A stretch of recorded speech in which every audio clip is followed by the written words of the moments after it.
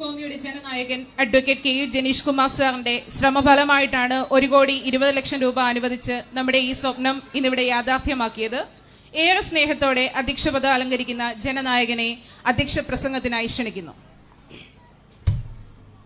അതിനു മുമ്പ് നമ്മുടെ കുഞ്ഞുങ്ങൾ 2ാം ക്ലാസ്സിൽ പഠിക്കുന്ന ദേവദർശൻ നമ്മുടെ മന്ത്രിയുടെ ഒരു ചിത്രം വരച്ചിട്ടുണ്ട്.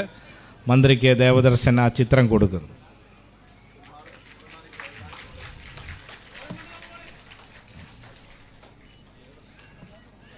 ദേവർഷ്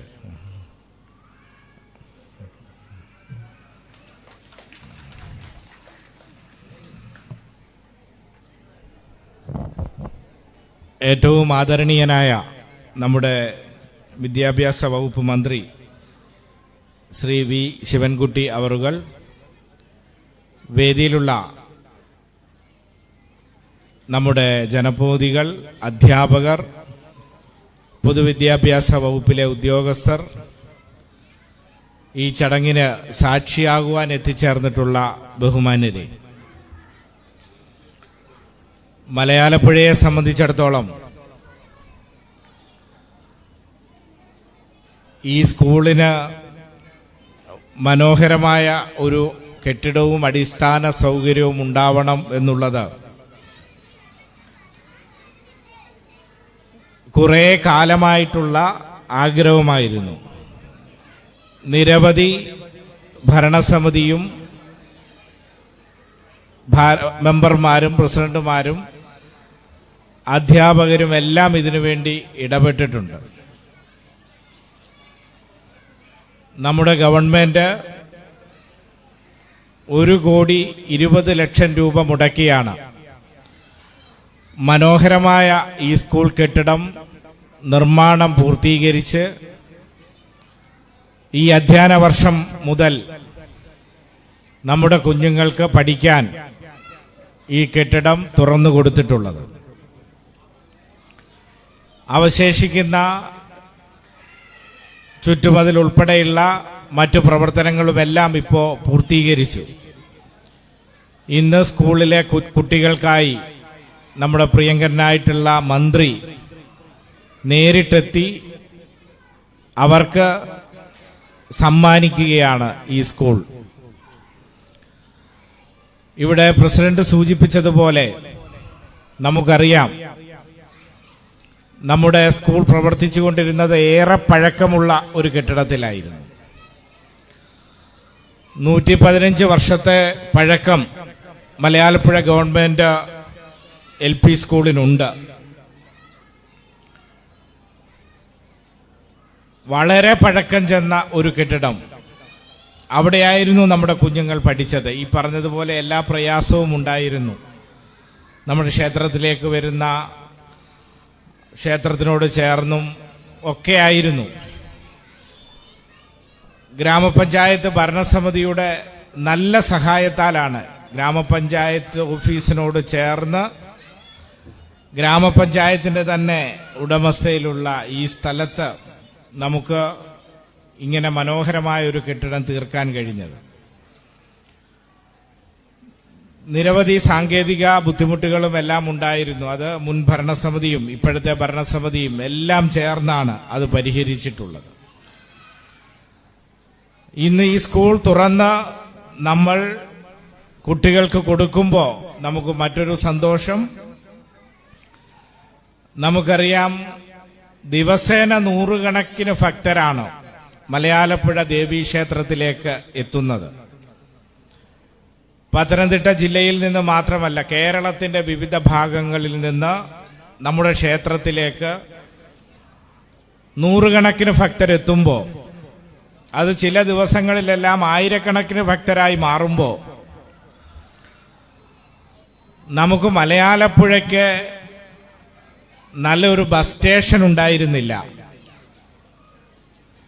ഇപ്പോ സ്കൂൾ നിന്ന ആ സ്ഥലത്ത് നമ്മൾ വലിയ മനോഹരമായ ഒരു ബസ് സ്റ്റേഷൻ നമ്മൾ നിർമ്മിക്കാൻ വേണ്ടി പോവുകയാണ്. അതിന്റെ നടപടികളും എല്ലാം ഏകദേശം അവസാന ഘട്ടത്തിലേക്ക് കടന്നു. മലയാലപ്പുഴ ഗ്രാമത്തിന്റെ ആകെ മുഖം മാറുന്ന നിലയിലേക്ക്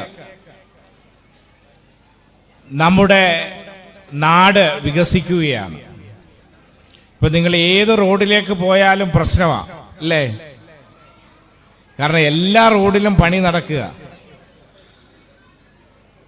മണ്ണാരക്കുളഞ്ഞിക്ക് പോകാന്ന് വെച്ചാൽ മണ്ണാരക്കുളഞ്ഞി റോഡിൽ പണി നടക്കുന്നു.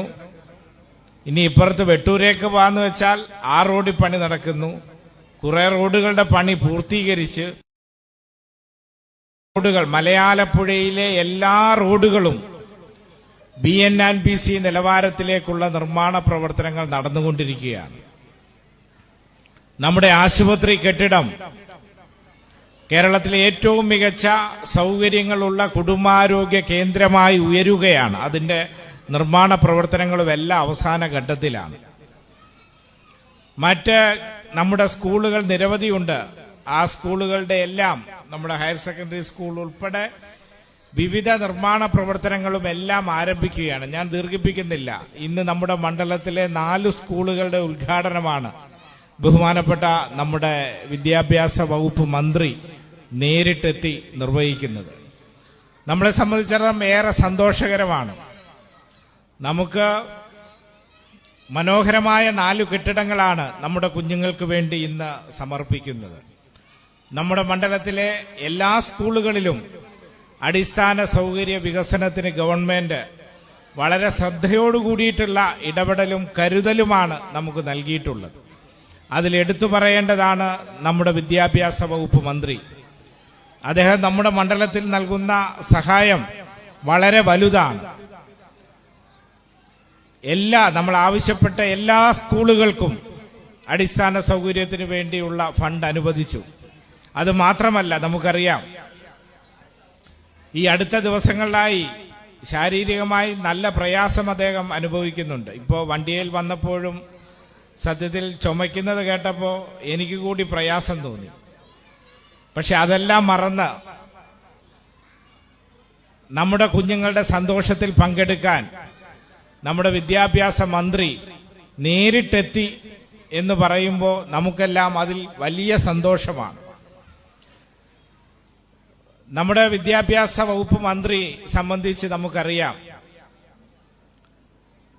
വളരെ പെട്ടെന്നാണ് വിദ്യാഭ്യാസ വകുപ്പ് മന്ത്രിയായതിനു ശേഷം കേരളത്തിന്റെ ജനങ്ങളുടെയും വിദ്യാർത്ഥികളുടെയും ആകെ മനസ്സ് കവർന്നത്.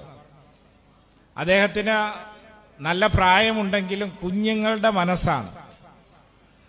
കുഞ്ഞുങ്ങളുടെ എല്ലാ കാര്യങ്ങൾക്കും കുഞ്ഞുങ്ങളുടെ ആവശ്യങ്ങൾക്കൊപ്പം നിന്ന് പരിഹരിക്കുന്ന ഒരു വിദ്യാഭ്യാസ മന്ത്രി കേരളത്തെ സംബന്ധിച്ച് നമുക്കറിയാം ഒരു ഭാഗ്യമാണ്.